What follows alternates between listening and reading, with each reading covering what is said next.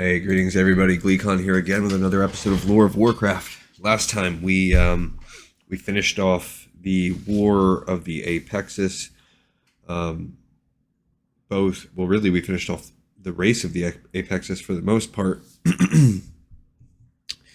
both in their positive effects on Draenor by destroying the threat of the primals, plant life ever just subsuming the race, which I guess that's a good thing because it was established by Agrimar that would eventually lead to the death of the planet. And in this episode, if you want to stay a while and listen, we're going to start our second chapter in the book.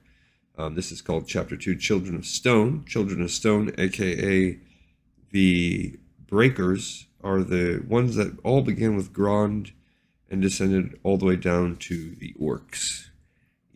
Each one becoming a little bit less tough and a little bit more smart. They're the ones that initially were responsible for defeating the majority of the spore mounds, and then they just fight with the plant people ever since then. This looks like a great ogre empire with an ogre king. It looks like ogres are going to be a big major force if we're judging anything by this. We have to get through all of the first 3 chapters, so we're making good progress, and probably a good half of the 4th before we can move on back to our novels here. Alrighty, let's do Chapter 2, Children of Stone. This episode's called The Line of Grond, and this is, meanwhile, what's happening 1,200 years before the Dark Portal. That's where we left off as well. So at the same time as the Apexis are destroying themselves in a civil war, we have this. The Apexis Empire, while it was still at its height, permanently shattered the power of the Evergrowth. This allowed other races the opportunity to grow, free from the threat of having their burgeoning societies choked away by the primals. Conflict between these emergent cultures and the Arauco was rare. They did not occupy the same land, nor did they survive on the same resources. The Araucoa soared through the skies, and those on the ground needed not fear them. But the descendants of Grond did not live peacefully with one another. That was another thing we noticed. As the descendants came, they cared less and less for their progenitor races. By the time Araucoan civilization had fallen, the Children of Stone had grown in number and spread across the land. Relatively small populations of Grond, powerful and massive giants who towered above the jungles and forests, still roamed the world. They lived in solitude. No place on Draenor could sustain the hunting needs for multiple Grond at once. When they met, they often fought to the death over territory. Other creatures smaller in stature than the Grond came together to form rudimentary societies.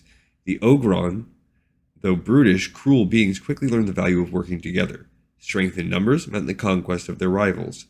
Isolation meant defeat and death. These early tribes warred constantly. The pride of an Ogron was easily wounded, and only blood could repay an insult.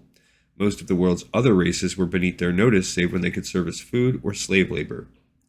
Even the races that shared a common ancestry with the Ogron were not spared. Ogres and orcs quickly learned to fear the attention of the larger Ogron.